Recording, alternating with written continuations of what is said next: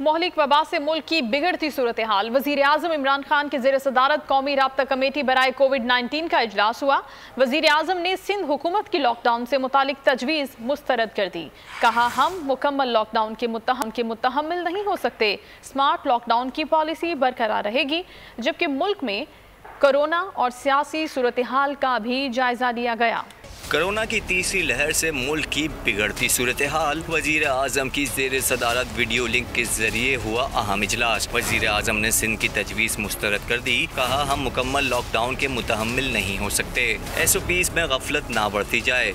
वजीर आजम का कहना था कि सिंध हुकूमत ने 2 हफ्तों के लॉकडाउन की तजवीज़ दी, लेकिन हम मुकम्मल लॉकडाउन नहीं कर सकते। मुकम्मल लॉकडाउन से दिहाड़ीदार तबका मुतासिर होगा। स्मार्ट लॉकडाउन की पॉलिसी बरकरार रहेगी। इजलास को मुल्क भर में जारी वैक्सीनेशन के अमल और खरीदारी पर भी ब्रीफिंग दी गई। वजीर आजम ने हिदायत की कि वैक्सीनेशन के अमल में मेरिट और शफाफियत यकीनी बनाया जाए। मुल्क भर में तमाम इंडोर आउटडोर सरगर्मियों पर फौरी तौर पर पाबंदी के फैसले की तौसी की गई। पाबंदियों का इतलाक 8% से जायद मुस्बत केसेस के इजला और शहरों में होगा। सब्सक्राइब करें और बेल दबाएं ताकि कोई खबर रह न जाए।